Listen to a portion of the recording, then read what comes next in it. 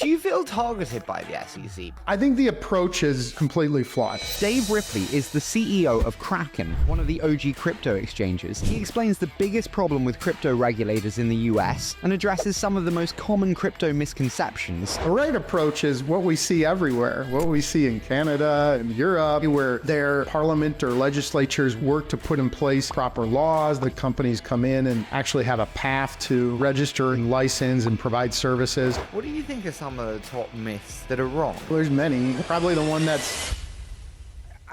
Over time, I've learned to be brutally honest. And Dave, I am so excited for this. First off, I want to say a huge thank you for joining me today. Yeah, absolutely. Great to be here with you, Harry. Now, I want to break kind of the context part into two different parts. One is like, what was your first engagement with crypto and how did you first make your way into the world of crypto? So about 10 years for me, just over actually. At the time I learned about crypto, I was at Boston Consulting Group, a large strategy consulting firm. And I was interested to get back to the tech industry. Also kind of had in the front and back of my mind, potentially founding a company. Individual who I learned, learned about Bitcoin from, happened to end up being my co-founder. So that's actually how I initially learned about it. And then just, like many others, went down that rabbit hole. I learned first about the tech, and then all of a sudden I was like, wow, that's super interesting. Then the economic side, the societal side, the government piece, all these different aspects of crypto, and spend, frankly, months kind of going down the rabbit hole, learning about crypto in every which way. Also kind of like going through the process, I think a lot of us do, of like learning about crypto and saying, hey, this can't work because X, and then kind of go research it and read more about it, and then get to the point where it's like, actually, maybe this actually would work for XYZ reasons. So super excited about it. It definitely aligns with like kind of my view on, economic freedom and these pieces. And so just got incredibly excited about it. Okay, so we dive down the rabbit hole. How does Kraken come to be then? And what does that entry point look like there? Right in 2013, I founded a company, Glidera, and that was a crypto company. We basically provided some tools, APIs, to let all of the Bitcoin wallets at the time add Bitcoin buying and selling into their apps. And Kraken was one of our partners. We used them on the back end for liquidity because they had a nice, big, full, proper exchange that provided such things. So knew some of the Kraken team, including Jesse from that angle. It was 2016. We kind of started discussing about what's next for Glidera, what's our next step, another fundraise. We had already done one, not, year plus previous to that time frame. And we talked about the potential for, acquisition. And so Kraken acquired my company. It was small at the time, Glidera, and I joined Kraken following that acquisition. Got you. Okay, so we joined Kraken following that acquisition. Can I ask you, you were COO then, I think, for 6.5 years or whatever it was, according to the trusty LinkedIn, and then take over the reins as CEO. How was that transition? And what are your biggest lessons and pieces of advice on moving into the role of CEO? We talked about CEO transition for quite some time, not even just months, but on the order of year plus. That happened last spring. So it's really been probably just over a half year. So we're kind of in the early period, if you will, of me taking over. What's been the hardest things about transitioning into a CEO role? It's always difficult when you're, bluntly, that each CEO brings their own culture, especially a founder CEO. What have been the challenges? Let me see, a couple of different things. One is we did, do the transition, and there was, when we made the transition, there wasn't actually someone to come in and like fill my old role as COO day one. So that made for like an interesting start. And we were well down the process to actually doing that, finding someone to fulfill my role, because we had announced the CEO transition many months before, and we're in that recruiting process, and we were feeling relatively good about it. And, but we actually hadn't finalized it yet. And so I think that was probably one of the, is one of the bigger challenges, faced, is just trying to identify the right kind of interim step for us to take while I was going to become CEO and still have this role open, if you will. And there was a lot of, frankly, a handful of great leaders at the company stepped up and really took on more and, frankly, really allowed us to be kind of like successful through that period. Okay. That's one semi-one. Yep. If that was your sole challenge in 6 months, Dave, you've been in immensely calm waters. Yeah. So I would say yeah, let's keep going.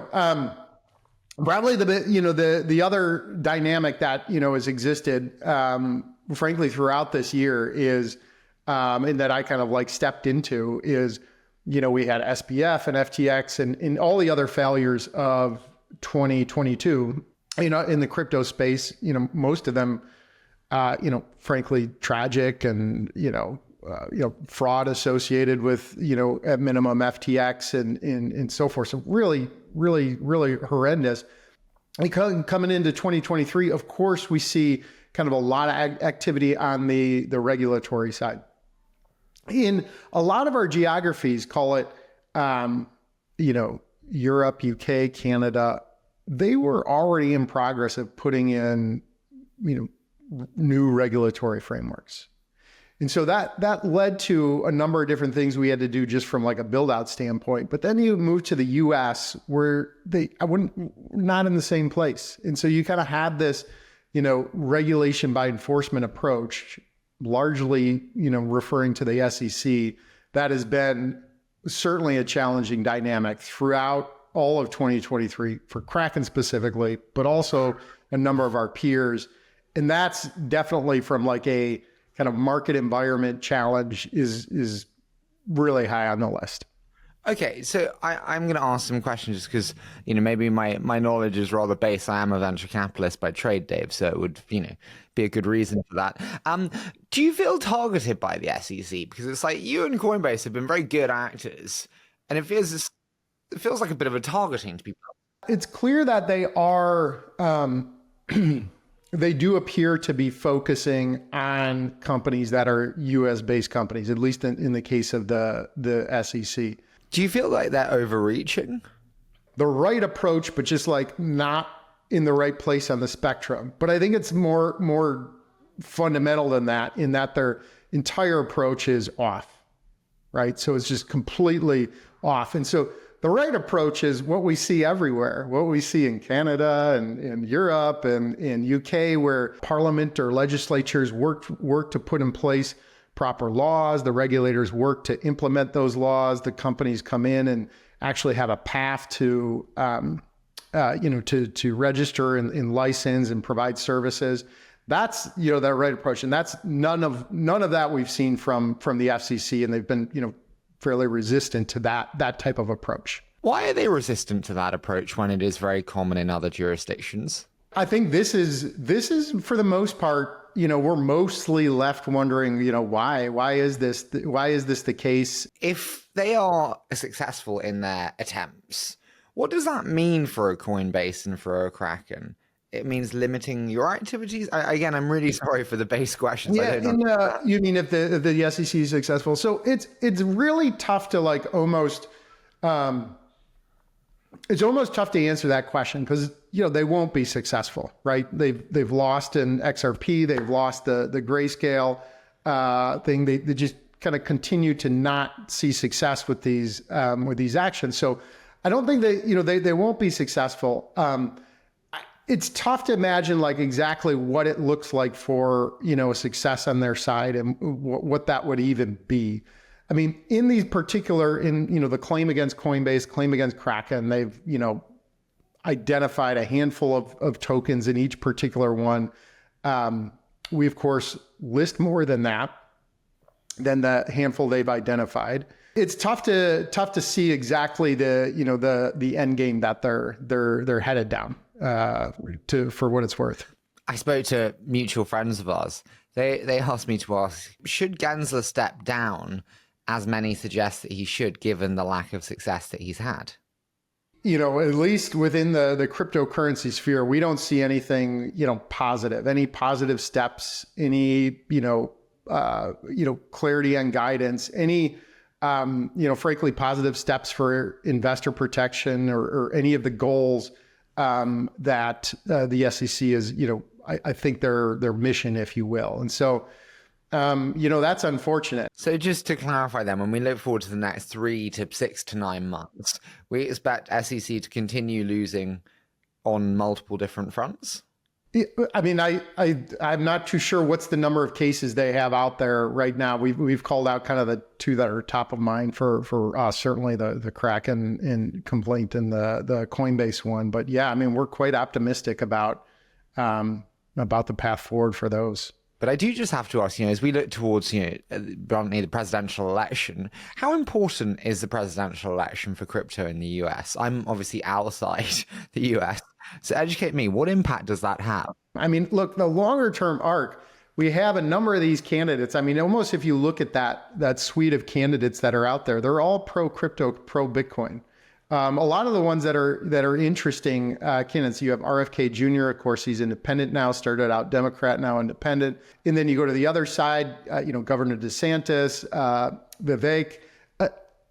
The majority of the candidates out there are, pro Bitcoin, pro cryptocurrency. Of course, we don't frankly see any comments from, our current president on Bitcoin. We see it, from his team, if you will. So look, the long arc, I can't tell you who's going to win this election, but I will say that, over the coming set of elections, we will have a pro Bitcoin, pro cryptocurrency president because crypto and Bitcoin are naturally going to grow. They add amazing value for individuals, and they're going to continue to grow. Over time, I've learned to be brutally honest in shows. And like Coinbase, for me, it seems like the consumer brand where we have pubs in the UK, but you go to the pub, people know Coinbase. It's on Super Bowl ads, it's on buses. And Kraken's like the one where if you know crypto, you know Kraken. Yep. Do you see what I mean? No, for sure. Yeah. Are you happy with that branding? Are the stadium deals necessary? I'm just fascinated to hear your thoughts on that. Yeah, well, I think there's a couple of different things just on like evolution of Kraken's products. And one of the things we've done even more recently is actually start marketing. We almost made it, we made it to become an enormous, multi-billion-dollar company without frankly doing much marketing at all, which is kind of amazing in of itself. But over the past year and really almost over the past 6 to 9 months, we've actually started to become a more meaningful player with marketing. And that has been one of kind of like the catalysts to drive more growth in those newer products for ourselves on the consumer, individual, retail side. Do you worry about the commoditization of marketplaces? It's just like, if the majority of trades are in like, certain markets, be it Bitcoin, be it Ethereum, be it Solana, I presume a lion share, everyone sells trust, everyone sells peace of mind. Do you find it difficult in the commoditization and differentiation? I think it's going in the opposite direction. It's extraordinarily difficult to get all the foundations right, security, reg compliance, all these different pieces. So much so that we've seen a lot of companies not just go by the wayside, but completely disappear. We've almost seen the opposite. Where we've seen a lot of companies come in, try, not be successful. Speaking of kind of, it's the opposite of what you think there. I think a lot of people have commonly held beliefs about crypto that they're quite strong on. What do you think are some of the top myths that you so often see that are wrong? It has no value. Right when someone makes that statement, there's like, okay, so this person hasn't done too much reading on history, which is not that. Well, do you not argue, and this, I sound like Jordan Peterson, which is like, well, how do you define value? Like a piece of paper doesn't have value. It's a promise. It's a guarantee.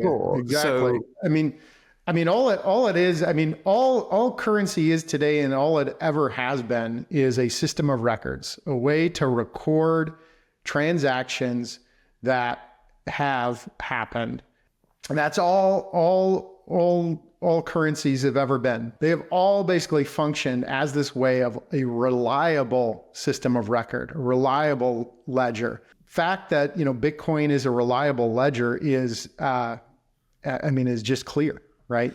I'm gonna go for this. Fuck it. It's not even a Friday. It's Wednesday. It's midweek, but I just want to go for it because I want this discussion. I totally see. I understand the point on value. I just don't see the point on usage. For me, we have great payment rails in Europe for sure. I can't speak for the US. I think they're a little bit more challenged. Like the financial ecosystem is strong. Open banking improves it even more.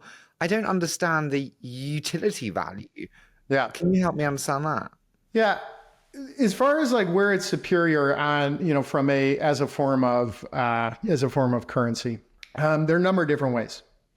And the delta in which how well it performs as a currency, frankly, I would assert that it's, inherently superior for almost everyone in almost every place. Not yet today because we haven't built out the infrastructure and it's not in people's hands and all those types of things, but we're on the way there. But there's certainly a range. If you look at an individual, like yourself or myself, US, Europe, payment access that we have as individuals, retail consumers, it's pretty good relative to most places in the world. We look at, other places in the world and just with respect to access, it is drastically different. The same level of technology, speed, cost, all of these different pieces. Again, I wouldn't say that it's like fantastic in US or Europe. There are certainly challenges. Banks operate 9 to 5, not on weekends. There's a number of things that you want to do. There is huge cost. Somehow the financial services industry is the most profitable industry out there. That money's coming from somewhere, right? And so it's coming from us, and we're paying the tax to these companies just simply to hold our money, to allow us to transact with our own money, and it's a significant cost.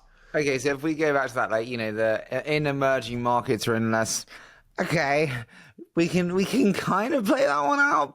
Actually M-Pesa has been an incredible innovation in large parts of Africa for payment flows for many years. It's well ahead of a lot of European and US financial products and tools. I kind of on the, yes, a lot of the financial services. Yep.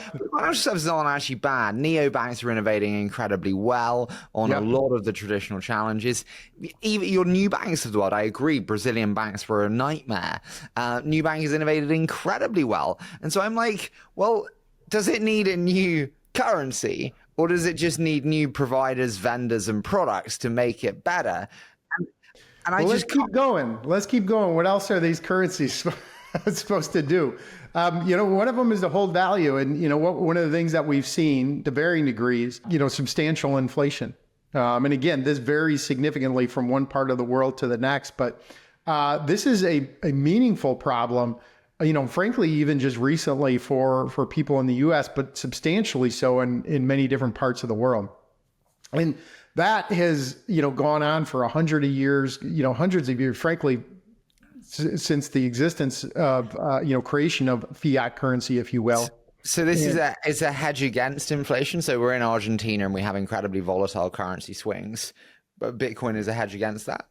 Of course. Yeah. Yeah, okay. Absolutely. I mean, it is a, as a currency has, the built into the protocol, right? Fixed supply, and is, inherently not inflationary from that standpoint.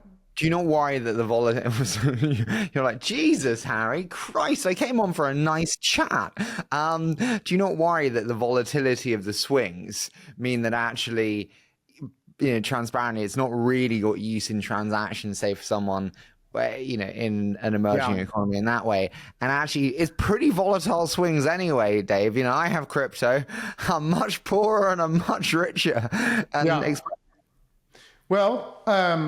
so there is quite a bit of volatility. First, I'll point out that it's a lot of volatility up and to the right across the, the history of the, of Bitcoin. And it's not a lot of volatility and down and to the right as, most fiat currencies perform. When you just look at them by the numbers, the hundreds of fiat currencies that are out there. One of the things we haven't talked about yet is cross-border transactions, but to the extent that, Bitcoin, continues to be adopted and grow for all of these different use cases. And there are many. We're talking about payments and store value, which is for sure the biggest one, and we should be talking about that.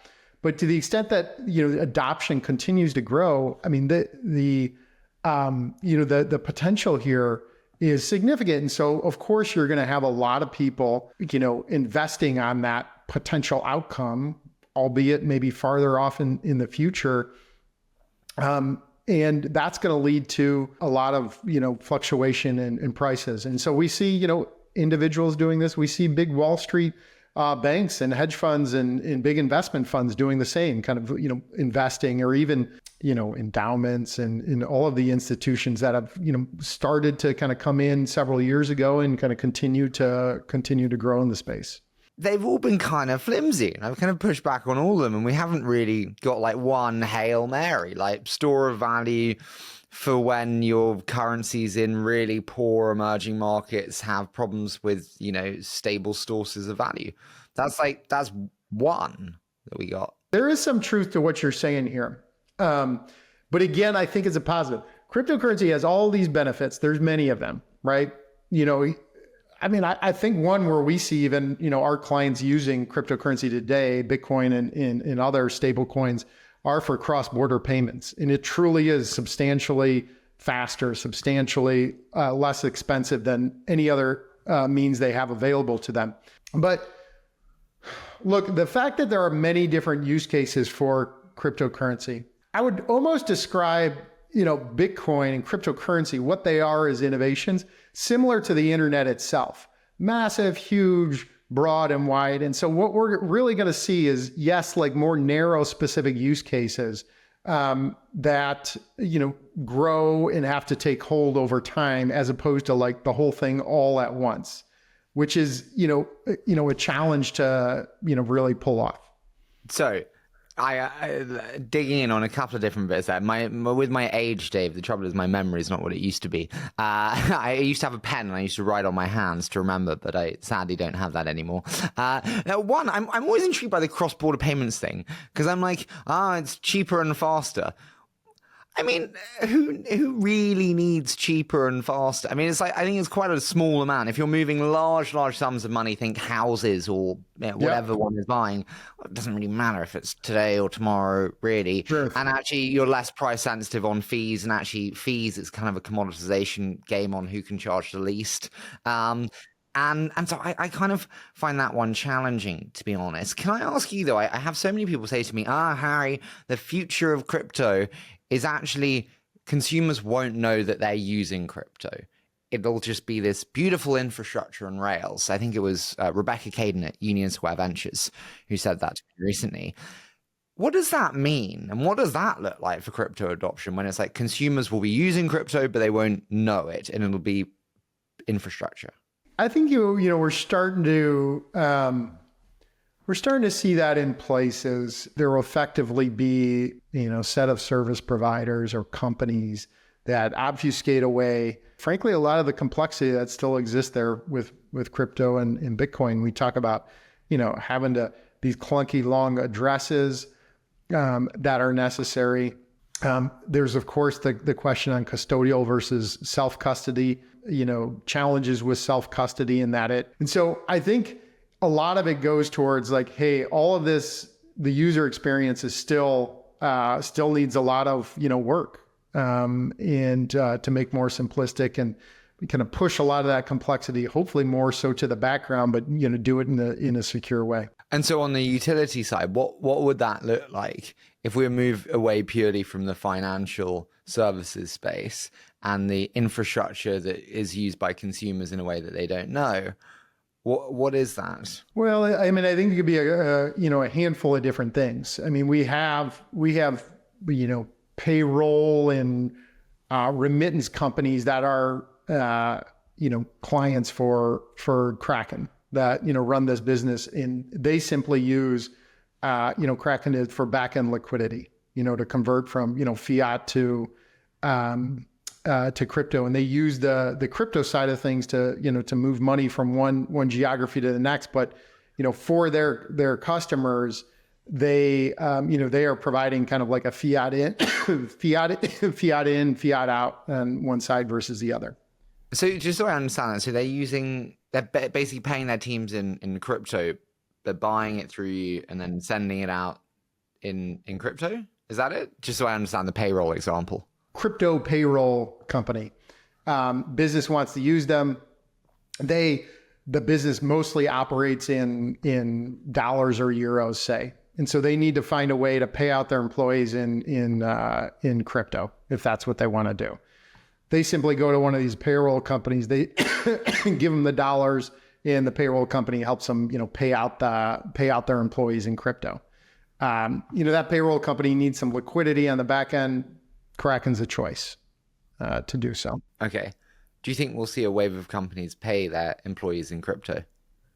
We certainly do. And there are quite a few. I think the use case, largely we come back to the global piece. And so I think, setting up global payroll is frankly incredibly difficult and complex, and only large companies, can really do it successfully and at reasonable cost. And so I think a lot of smaller businesses, certainly freelancers, all use, many of them use cryptocurrency already to pay their, contractors, freelancers, or whoever might be helping out these, small startup businesses. If we take that as an example, you have like Deal and Remote, which is set up to do that. Again, is that not like an innovation on the product side, not an innovation on the currency side? I really, because I love innovation. I'm a venture capitalist. My job is to invest in it, but I just can't get there. Bitcoin cryptocurrency isn't, coming out and being like, hey, the world has never known transactions or financial transactions or payments or money or what have you, right? I mean, this is of course not what's happening, right? I mean, it is the alternative, better system, not something that's, hasn't existed before, if you will, at a fundamental level. We're seeing this resurgence in crypto right now. And you messaged before about crypto's 89th obituary and why this thing will not die. I was intrigued to hear your thoughts on that, Dave.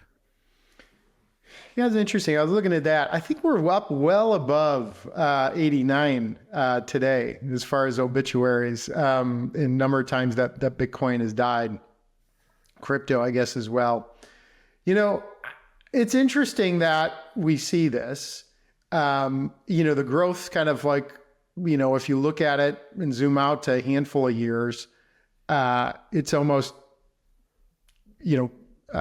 consistently always just continue to grow and grow positively. I think part of it potentially, you could say part of it potentially are the cycles of, huge growth and then pull back in the market. But if you look at the actual articles, when these articles come out, you actually see more of them come out in the kind of quote unquote bull market periods. And so I don't know if they're, I think it's more so in the news. And so it's a bigger story for someone to kind of come out at that time and, with a claim that the thing is gonna die. How do you manage morale across very volatile crypto pricing markets? When it's high, I'm sure activity is high, great for the company. And then when it's low and it's a crypto winter, it's a sucky morale. Yeah, it's very insightful comment, because you couldn't be more right. Yeah. It is.